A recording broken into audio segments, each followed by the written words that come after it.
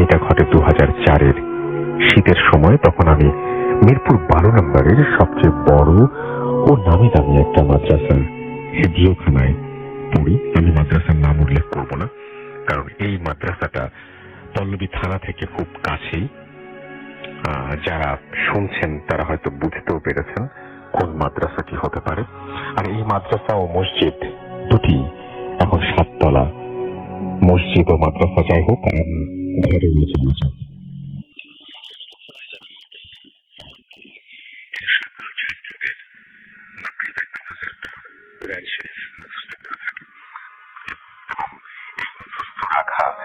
পড়াটা ফজরের সময়, নামাজের সময় হুজুরকে মুখস্থ শোনাতে হয়। বলে রাখা ভালো যে অনেক সময় ছাত্রদের পড়া মুখস্থ হয় না, আর যাদের পড়া না হয় তাদেরকে তাদের ঘুম থেকে নির্দিষ্ট টাইমের আগে উঠে পড়াটা আরো ভালো করে মুখস্থ করে নিতে হয়।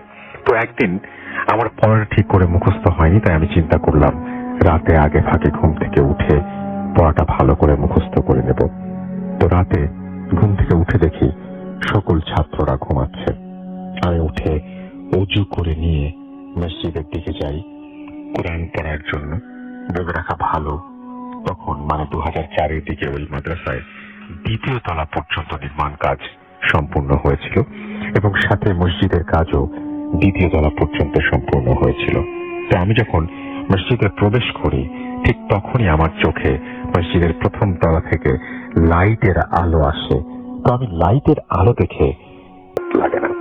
ওই দিন আমার পড়াটাও ঠিক মতো মুখস্থ হয়নি, তাই আমি খুশি হয়েছিলাম। আমি যখন মসজিদের লাইট দেখে মসজিদের সিঁড়ি দিয়ে যখন প্রথম তলায় উপস্থিত হই, তখন দেখি মসজিদের সকল মুসল্লিরা কাতার সোজা করে নামাজের জন্য দাঁড়িয়ে গেছে এবং আমি তখন অনেক খুশি হই মনে মনে। যাক, আজকের জন্য বাঁচা গেল হুজুরের মারের হাত থেকে। আমিও ঠিক ওই মুহূর্তে কোনো কিছু চিন্তা না করে নামাজে দাঁড়িয়ে যাই এবং সকল মুসল্লিদের সাথে বলে রাখা ভালো যে আমি যখন নামাজ পড়ছিলাম আতরের সুগন্ধ এবং ঘ্রাণটা আমি কখনোই মানে এমন সুন্দর ঘ্রাণ আমি কখনো পাইনি।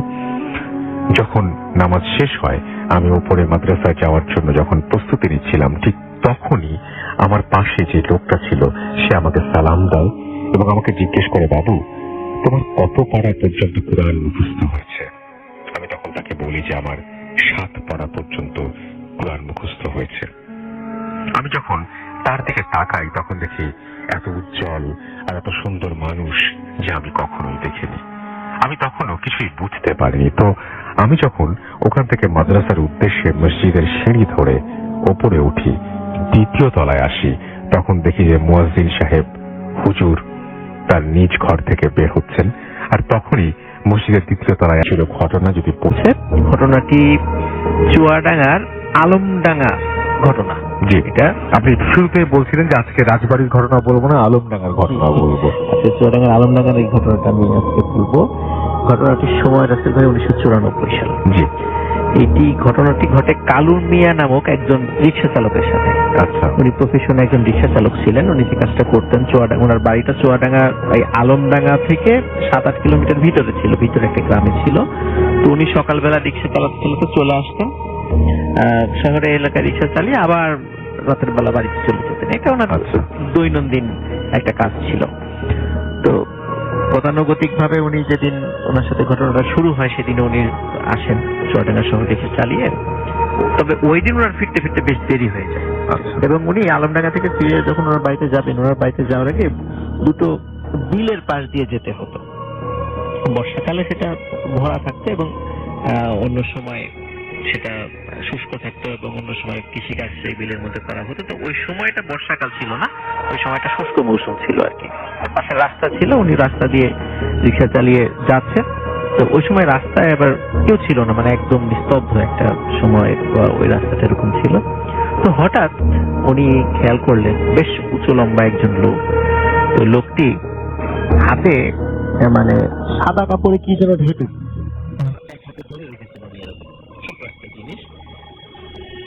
উনি তখন বললেন, এই রিক্সা থাম, মানে তুই করে বলছে এই রিক্সা থাম, যাবি? বলে কোথায় যাবো? বলে সামনে এই বিল পার হয়ে যে বট গাছটা আছে, বট গাছের কাছে যাবে। তো তখন বলে যে ঠিক আছে চলেন। তখন উনি লাফ দিয়ে উঠে বসেন, রিক্সা উঠে বসেন। তো রিক্সা চালাচ্ছে কালো মিয়া, চালাতে চালাতে কিছুক্ষণ পরে হঠাৎ করে পেছন দিক থেকে মানে ব্যাক সাইড থেকে একটা বাচ্চার কান্নার আওয়াজ আসছে। বাচ্চাটা বলছে আমাকে ছেড়ে দেন, আমাকে ছেড়ে দেন। তখন কালো মিয়া বুঝতে পারলো ওই যে সাদা কাপড় দিয়ে যেটা মানে মাথা থেকে পা পর্যন্ত ঢেকে রাখা হয়েছিল একটা জিনিস, এটা আসলে একটা বাচ্চা। তো বাচ্চাকে উনি কোথা থেকে যেন নিয়ে আসছেন। তখন কালো মিয়া সাহস করে বলেন যে ভাই বাচ্চাটা কি আপনার? তখন উনি আবার ধমক দিয়ে বলেন বাচ্চা আমার না তাই কার, এরকম ভাবে তুই চুপ থাক, এরকম ভাবে ধমক দিয়ে চুপ করাই দেন আর কি।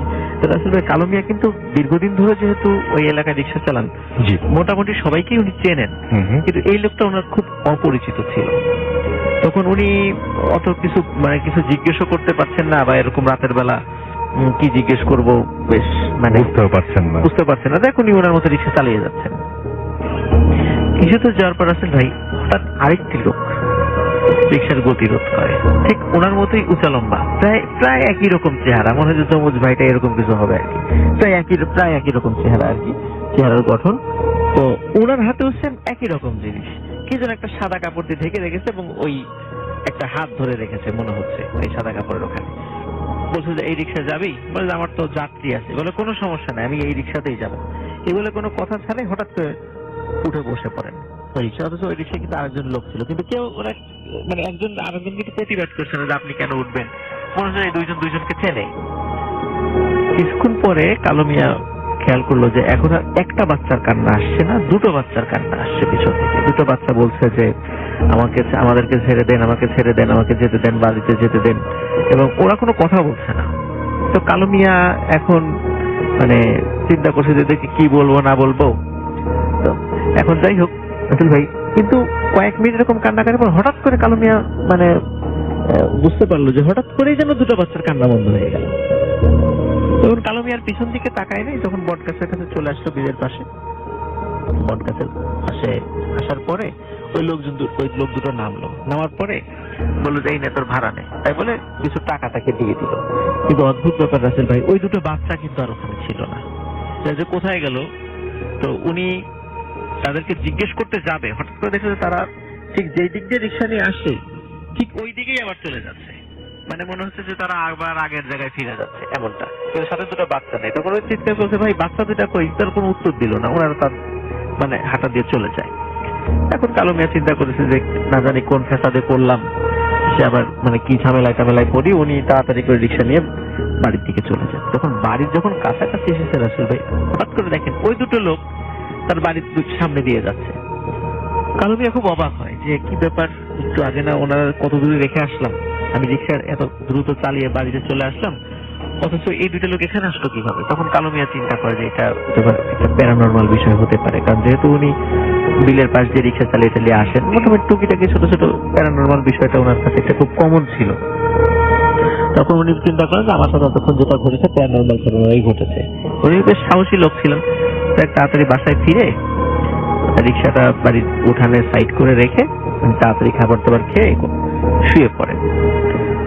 উনি সকালে খুব তাড়াতাড়ি ঘুম থেকে ওঠেন। সকালে খুব তাড়াতাড়ি ঘুম থেকে ওঠার পরে ওনার একটা অভ্যাস ছিল, উনি স্মোক করতেন। ওনার জামার পকেটেই মানে সিগারেট থাকতো। তো উনি যে কাজটা করলেন যে জামার পকেটে যে সিগারেট ছিল, 2 পিস সিগারেট রাতেবেলা রেখে দিয়েছিলেন, উনি জামার পকেটে হাত দিয়ে সিগারেট দুটো বের করেছেন। বের করে যখনই ম্যাচ দিয়ে সিগারেট ধরাতে যাবেন, হঠাৎ করে দেখেন এটা তো সিগারেট না, এই দুটো বাচ্চার আঙ্গুল, একটা বৃদ্ধাঙ্গুলি এবং তর্জনী। এটা ওনার প্যাকেটের মধ্যে ছিল। হ্যাঁ, ওনার জামার পকেটের মধ্যে এটা ছিল। তো উনি খুব অবাক হন, কি ব্যাপার এই সিগারেটের জায়গায় এই বাচ্চার আঙ্গুল আসলো কিভাবে। উনি তো চিৎকার দিয়ে বাড়ির লোকজনকে জড়ো করে ফেলেন যে আমার জামার পকেটের মধ্যে এরকম বাচ্চার আঙ্গুল।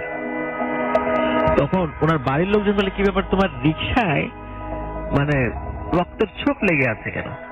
তখন উনি আবার তাড়াতাড়ি রিক্সায় যান, এবং রিক্সায় রাসেল ভাই দেখা যাচ্ছে যে আমরা সাধারণত রিক্সায় যে সিটের উপর বসি, সেই সিটের নিচটা কিন্তু ফাঁকা থাকে, অনেক সময় ঈশ্বররা প্রয়োজনীয় জিনিস ওই সিটের নিচে রেখে দেন। তো মনে হচ্ছিল সিটের নিচ থেকে কোনো রক্ত কোনো প্রবাহ এসেছে। অবশ্য রিক্সার সিটটা যখনই উনি সরিয়েছেন তখনই দেখেন যে মানে রক্তটা মানে শুধু কঙ্কাল আছে, কঙ্কালের হাড়ের সাথে কিছু মাংস ঝুলে আছে, ওর মাথা দেখা যাচ্ছে, কাল লাশ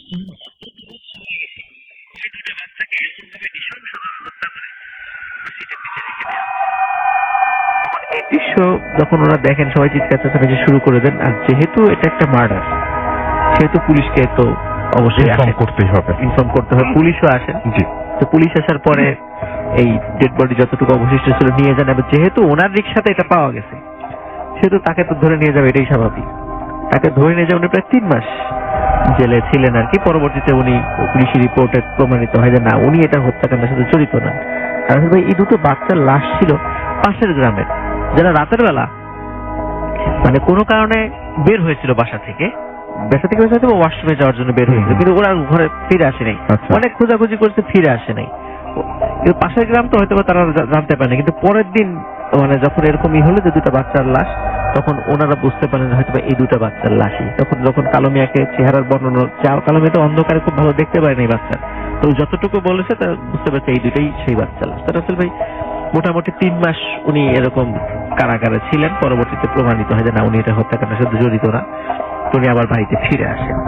তো ফিরে আসার পরে যে বিষয়টা ঘটতে থাকে সেটা হলো রসুল ভাই, উনি কিন্তু একটা বিষয় বলতে ভুলে গিয়েছে। উনি কিন্তু রিক্সা চালানোর পাশাপাশি আর একটা প্রফেশনের সাথে যুক্ত ছিলেন। সেটা হচ্ছে গ্রামে কোনো পুরুষ লোক যদি মারা যেত তো কালো মিয়া এটাকে গোসল দিতে যেতেন। আচ্ছা। এটা মানে ওনার বাবা দাদা অনেক আগে থেকেই বংশ পরম্পরায় ওনারা এই কাজটা করেন আর কি। তো ভাই হঠাৎ একদিন রাত 11টার দিকে, এই মানে জেলখানা থেকে আসে হয়তো 5-7 দিন পরে আর কি, 11টার দিকে হঠাৎ করে ওনার বাড়ির দরজায় করান আসছে। দেখে যে ওনার গ্রামের পরিচিত 2জন মুরব্বী আসছেন ওনার বাড়িতে। আচ্ছা। এসে বলতেছেন যে গ্রামে যে কবিরাজটা ছিল, কবিরাজটা হঠাৎ করে মারা গেছে, তুমি একটু তাড়াতাড়ি চলো, গোসল দিতে হবে। আচ্ছা। তখন কবিরাজটা ওনার খুব পরিচিত ছিল, ওনার বাবার বন্ধুও ছিল। আচ্ছা আচ্ছা। তখন উনি শুনে খুব মানে শোকাহত হন যে কবিরাজ চাচা মারা গেছেন। বলতে ঠিক আছে আমি আসছি। এগুলো উনি একটু ওনার রেডি হয়ে চলে আসেন এবং এসে বলেন, এখন কবিরাজ চাচার বাড়িটা কালো মিয়া চিনত। এখন উনি ওইদিকে হাঁটা না দিয়ে ওই 2 মুরব্বী বলছে যে এদিকে না, আরেক দিকে চলো। আরেক দিকে কোন দিকে? যে কবিরাজের পুরান বাড়িতে, পুরান ভিটা। বলে পুরান ভিটায় তো কেউ থাকে না ওখানে। বলে না, ওর কবিরাজের ইচ্ছা ছিল যে ওনার দাফন কাফন এবং লাশ ধোয়ানো এগুলো যেন ওনার পুরান ভিটাতে হয়। পুরান ভিটাতে আসলে ভাই ওই যে বিলের কথা বলছে, ওই বিলের বলে থাকতেও পারে একটা কালো মিয়া জানে না। তখন ওই 2জন মুরব্বীর সাথে হাঁটা চলা, এবং পুরান ভিটাটা কিন্তু একদম একটা বিরাট জায়গা ছিল। ওটা মানে কোনো থাকার কোনো উপযোগী কোনো ঘর ছিল না সেখানে। সত্যি ওখানে একটা লাশ রাখা আছে খাটিয়ার উপরে। তখন লাশ ধোয়ানোর জন্য আনুষঙ্গিক সব জিনিস ছিল, একটা সাদা কাপড় দিয়ে লাশটা ঢাকা ছিল। তখন ওই 2 মুরব্বী বলল যে কালো মিয়া তুমি লাশটা গোসল করার ব্যবস্থা করো, এখানে সব প্রয়োজনীয় জিনিস আছে, সাহায্য লাগলে আমাদেরকে বলো। তখন কালো মিয়া যখন লাশের কাছে গিয়ে যখনই উপর থেকে কাপড়টা সরিয়েছে, তখন দেখে ওটা কবিরাজের লাশ। ওই যে আসল ভাই উনি রিক্সায় যে একজন লোককে তুলেছিল বাচ্চা নিয়ে, যে লোকটা উঠেছিল, এটা সেই লোক ওখানে শুয়ে আছে। এবং শোয়ার পর দেখেন সে মৃত না, সে চোখ খুলে আছে। এবং যখনই লাশের কাপড়টা সরিয়েছে, কালো মিয়ার হাতটা খপ করে ধরে সজোরে একটা কামড় মেরে বসে হাতে। এবং এরপরে কালো মিয়ার আর কোনো সেন্স ছিল না। সকালবেলা কালো মিয়াকে সেই বিলের ওই বট গাছের নিচে পাওয়া যায়। ভাই ঘটনাটা হচ্ছে শ্রীলঙ্কার ঘটনা। তো যে ভাইয়া সঙ্গত কারণের নামটা বলছি না, উনি ইউকেতে ফ্রেন্ডস এইড নামক একটি এনজিওতে চাকরি করতেন। তো ওই সময় বিশ্ব ব্যাংকের ওয়ার্ল্ড ডেভেলপমেন্ট রিপোর্ট সংক্রান্ত একটা সার্ভে করার জন্য উনি 1992 সালে শ্রীলঙ্কার জাফনা দ্বীপে গিয়েছিলেন। আর জাফনা দ্বীপটা এই সম্পর্কে একটু বলে নিন আসলে ভাই। 1976 সালে যখন এলটিটি গঠিত হয়, তারপর থেকে কিন্তু 1986 সালে জাফনা দ্বীপটা এলটিটি দখল করে নেয়। তারপর থেকে কি জাফনা দ্বীপে কিন্তু বিভিন্ন ক্ষেত্রে সবসময় একটা মানে অশান্তি এবং ওই সময় ওইখানকার লোকজনের আসলে মানে অবস্থা জানার জন্যই আসলে ওয়ার্ল্ড ব্যাংক থেকে তাদেরকে পাঠানো হয়েছিল আর কি। ওই সূত্রপাতে ওই সূত্র ধরে ওনারা সেখানে যান। তো যার পর আসলে ভাই ওখানে ওনাদেরকে একটা কাঠের একটা বাড়িতে ওনাদেরকে থাকার ব্যবস্থা করা হয়। ওনারা 3 জন ছিলেন। কাঠের বাড়িতে মধ্যে থাকার ব্যবস্থা করা হয়। ওই বাড়িটার পাশে বেশ জঙ্গল টঙ্গল ছিল, জঙ্গলে মোটামুটি সাপ মানব এই জিনিসগুলো ছিল আর কি। মোটামুটি দিনের বেলাতেই তারা দেখতেন বিষয়গুলো। এখন তখন রাসেল ভাই ওনারা যখন যে বাড়িতে ছিলেন ওনারা প্রতিদিন কাজ করতেন এবং কাজ শেষে তখন তো আসলে ওইভাবে ইমেইলটা চালু ছিল না ওখানে, তখন ওনারা ফ্যাক্স করতেন আমাদের প্রতিদিনের আপডেটটা প্রতিদিন ওনারা ওয়ার্ল্ড ব্যাংকের ফ্যাক্স করে জানিয়ে দিতেন যে আজকে এই পর্যন্ত আমরা তথ্য সংগ্রহ করতে পেরেছি। তো সারাদিন ক্লান্ত থাকার পর ওনারা যখন ঘুমাতে যেতেন রাসেল ভাই তখন ওই প্রথম 1-2 দিনের পর থেকে একটা সমস্যা শুরু হয়। সেটা হচ্ছে ওনারা ঘুমাতে যাওয়ার পরে ওনারা টের পেতেন যে কিচেনে শব্দ হচ্ছে, মনে হচ্ছে যে কেউ কাজ করছে বা থাল বাটি পড়ে যাচ্ছে, এরকম কিছু শব্দ। তো ওনারা যখন উঠে যেতেন তখন দেখতেন যে কিছুই না, কিছু না হলে রাসেল ভাই দেখতেন যে ওই থাল বাটি আসলে পড়ে আছে, বিভিন্ন জায়গায় ছড়িয়ে ছিটিয়ে পড়ে আছে। তারপরে রাতের বেলা যেহেতু ওটা কাঠের একটা বাসা ছিল তখন ওরা শব্দ পেতেন যে উপরে কোনো কিছু দৌড়াদৌড়ি করছে, ধূপধাপ শব্দ হচ্ছে। এবং যেহেতু পাশে জঙ্গল ছিল তখন ওরা চিন্তা করতেন হয়তো বা রাতের বেলা বানর এসে উপদ্রব করে। এটা কারণে এই বিষয়টা নিয়ে আসলে অতটা গুরুত্ব ওনারা কখনো দেন নাই। একদিন রাসেল ভাই রাতের বেলা মানে এই ধূপধাপ শব্দটা এত বেশি মানে প্রকট হয়ে গেল যে ওনারা ঘুমাতে পারছিলেন না।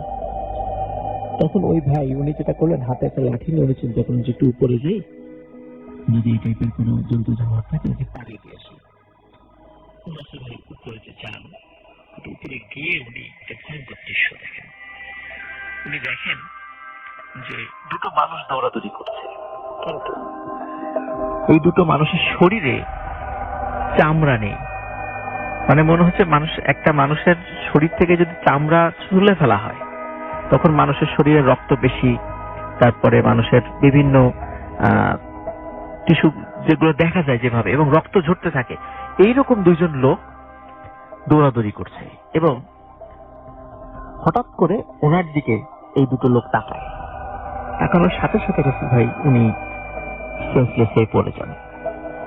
স্বাভাবিকভাবে এরকম ভয়ঙ্কর দৃশ্য, কারণ মানুষের মুখের উপর যদি চামড়া না থাকে, চোখগুলো তো গোল হয়ে থাকে, মানে আমাদের চোখটা এমনিতে সুন্দর দেখায়, কিন্তু যদি চামড়া না থাকে তো ভয়ঙ্কর চেহারা দেখায়, কঙ্কালের মতো। তো উনি ওই দৃশ্য সহ্য করতে পারেন নাই, উনি সেন্সলেস হয়ে পড়ে যান। পরবর্তীতে উনি যখন ওনার সাথে লোকজন যখন খুঁজে পাচ্ছে না কোথায় গেল, তখন উপরে উঠে দেখে উনি সেন্সলেস হয়ে পড়ে আছেন। তখন তাকে যখন জ্ঞান ফেরানো হয় তখন সবাই তাকে বলে আসলে রাতের বেলা সারাদিন কাজ করেছো, হয়তোবা কোনো ওই বানর বা শিম্পাঞ্জিকেই দেখেছো, ওরকম মনে হয়েছে। এটা বলে ওনাকে আশ্বস্ত করেন আর কি। তারপর রাসেল ভাই ওনারা আবার ওনাদের কাজে মন দেন, কিন্তু প্রতি রাত্রেই নিত্য নতুন এক একটা ঘটনা ওনারা মানে ঘটছিলেন। এর ভিতরে আরেকদিন যে ঘটনাটা ঘটে রাসেল ভাই, সেটা হলো উনি শুয়েছিলেন রাতের বেলা, শোয়ার পর হঠাৎ করে মনে হচ্ছিল ওনার খাটের নিচে গড় গড় গড় গড় আওয়াজ হচ্ছে। সাধারণত উনি চিন্তা করেন হয়তো বা বিড়াল এই ধরনের গড় গড় শব্দ করে, কিন্তু রাসেল ভাই গড় গড় শব্দটার সাথে সাথে ওনার মনে হচ্ছিল খাটটা মানে ভূমিকম্পের মতো কাঁপছে, খাটটা মানে ভাইব্রেট হচ্ছে। উনি চিন্তা করলেন যে এই গড় গড় শব্দ তো হচ্ছে, কিন্তু ভাইব্রেট তো হওয়ার কথা না খাট। তখন উনি চিন্তা করেন হয়তো বা আবারও কোনো বন বিড়াল বা এই টাইপের কিছু হয়তো বা খাটের নিচে ঢুকেছে। উনি যখন টর্চ নিয়ে নিচে টর্চ জ্বালালেন, কিন্তু নিচে উনি কিছুই দেখতে পেলেন না। তখন উনি চিন্তা করেন তাহলে আমি এটা মানে কি শুনলাম এতক্ষণ। তখন চিন্তা করেন যে হয়তো বা চলে গেছে, পাশ দিয়ে চলে যেতেই পারে। তখন আবার উনি ঘুমানোর চেষ্টা করলেন। এবার রাসেল ভাই উনি দেখছিলেন যে একটু বিড়ালের মতো কি যেন মানে দেয়াল বেয়ে উঠে যাচ্ছে, কারণ বিড়াল তো আসলে দেয়াল বাওয়ার কথা না, সেটাই। কিন্তু উনি দেখছিলেন বিড়ালের মতো কিছু একটা জিনিস দেয়াল বেয়ে উঠে যাচ্ছে এবং ওই গড় গড় শব্দটা করছে, এবং চোখ দুটো লাইটের মতো জ্বলছিল। ওটা দেখে উনি খুবই ভয় পান এবং চিৎকার করে ওঠেন। পাশ থেকে যখন লোক চলে আসে, লোক এসে ওই টাইপের কিছু আর দেখে নাই, মানে ওনার সঙ্গী যারা ওই পাশে ছিলেন। এরকম নিত্য নতুন সমস্যা হতেই থাকছে। লাস্টের দিকে রাসেল ভাই যে ঘটনাটা মানে সবচেয়ে বেশি ওনাদেরকে পীড়া দিয়েছিল, সেটা হচ্ছে একদিন রাতের বেলা ওনারা যেই মানে ঘরে ঘুমাতেন, ঘরের চিলে কোঠা প্রচন্ড আর্তনাদ শব্দ, মনে হচ্ছে যে কোনো মানুষকে খুব প্রচন্ড নির্যাতন করা হচ্ছে। তখন উনি আর তখন একা গেলেন না, উনি সহ সাথে ওনার পাশের রুম থেকে ওনারা সবাই শুনছিলেন সেই শব্দটা। তো ওনারা উপরে গেলেন। তখন উপরে গিয়ে রাসেল ভাই যে দৃশ্যটা দেখেন, সেটা হচ্ছে উনি দেখছেন যে দুইজন লোক অন্য দুইজন লোককে, ঠিক আমরা যেমন রাসেল ভাই কোরবানি মানে জবাই করার পরে ছাগল বা অন্য কিছু যখন উপরের দিকে ঝুলিয়ে আসতে চামড়াটা ঝুলি, ওরা দেখছিলেন যে দুইজন লোককে ওভাবে পা উপরের দিকে মাথা নিচের দিকে দিয়ে ঝুলিয়ে রেখেছে এবং ঝুলিয়ে রেখে জীবন্ত অবস্থায় তাদের চামড়া ঝুলছে, এবং যে দুইজন ঝুলছিল ওনাদের শরীরেও কোনো চামড়া ছিল না। আচ্ছা, তো এই দৃশ্য যখন উনি দেখলেন, দেখার পরে ওনারা ওখানে উপস্থিত কয়েকজন ছিলেন, সবাই মিলে এটা দেখেছেন। দেখার পর রাসেল ভাই আসলে ওনারা ওখান থেকে চিৎকার করতে করতে নিচে নেমে আসেন। কারণ রাসেল ভাই ওটা তো একদম একটু রিমোট কর্নারে ছিল, তো দারোয়ান যেটা করতো, দারোয়ান সন্ধ্যার পরে চলে যেত এবং দারোয়ান ওদেরকে বলে দিয়েছিল যে আপনারা পারতপক্ষে খুব দরকার না হলে বাসা থেকে বের হবেন না। কিন্তু এই বাসাটা যে হন্টেড, এই বিষয়গুলো যদি ওনাদেরকে বলা হতো তাহলে ওনারা ওখানে থাকতে চাইতেন না। তো এই কারণে ওনাদেরকে ওটা বলাও হয়নি রাসেল ভাই। তো যাই হোক রাসেল ভাই, এই ঘটনাটা যখন ওনারা অবলোকন করেন, পরবর্তীতে পরের দিন বললেন যে আমরা এই বাড়িতে থাকবো না, আমাদের ওনার দ্রুত কাজটা গুছিয়ে নিয়ে আসে। দ্রুত গুছিয়ে নিয়ে ওনারা শ্রীলঙ্কা থেকে চলে যান। কিন্তু যাওয়ার আগে ওনার ওই জায়গা সম্পর্কে একটু জানার চেষ্টা করেন ওটা আসলে কি ছিল। তো রাসেল ভাই যেটা ওই শুরুর দিকে যেটা বলছিলাম যে এই 1986 সালের আগের দিকে, কারণ ওই জায়গা জাফনা দ্বীপটা একটু রিমোট এরিয়া এবং বিভিন্ন কারণে সেটা সংঘাতপূর্ণ জায়গা, ওখানে কিছু ডাকাত সম্প্রদায় ছিল। ডাকাতটা কি করতো, ওই নিরীহ তামিল ছেলেদেরকে ধরে নিয়ে আসতো, ধরে নিয়ে এসে ওদের দলে ভিড়ানোর চেষ্টা করতো। যদি কোনো কারণে দলের সাথে কেউ বেইমানি করতো বা ওদের কাছে প্রমাণিত হতো কেউ মিথ্যা বলেছে সর্দারের সাথে, তখন কি করতো, ওদেরকে জীবন্ত অবস্থাটাতে চামড়াটা ছুলে ফেলতো, এইভাবে তাদেরকে মৃত্যুদণ্ড দিত। তো ওই জায়গাটাতে ওই ঘরটা ছিল ডাকাতদের একটা ঘর, ওইটাই পরিত্যক্ত, পরবর্তীতে সংস্কার করে সেটা থাকার উপযোগী করা হয়েছিল আর কি। বিভিন্ন গেস্ট আসলে সাধারণত ওইখান থেকে তাদেরকে ওখানে রাখতো। তো যেহেতু ওই ঘরটা এই কারণে হন্টেড ছিল, যার কারণে ওনারা ওখানে থাকা অবস্থায় এই ঘটনাগুলো ওনারা দেখেন। তো এটাই ছিল রাসেল ভাই আমার first. Thank you so much. আপনার কিন্তু কালো মিয়ার হাতটা ছিল একদম রক্তাক্ত, আচ্ছা, এবং তাকে যখন উদ্ধার করা তখন তার হাতের বৃদ্ধাঙ্গুল এবং তর্জনী আঙ্গুল এটা ছিল না, মানে লাশ কামড় দিয়ে হয়তো বা সেটা মানে কেটে ফেলেছে এরকম আর কি। তো উনি এরপরে হাতের ট্রিটমেন্ট করেন কয়েক মাস ধরে, আবার স্বাভাবিক জীবনে ফিরে আসার চেষ্টা করা হয়েছিল। কিন্তু সমস্যা হলো উনি আগের মতো রিসার্চটা ওইভাবে চালাতে পারতেন না, কারণ যেহেতু দুই হাত বৃদ্ধাঙ্গুল এবং তর্জনীর চোটটা ছিল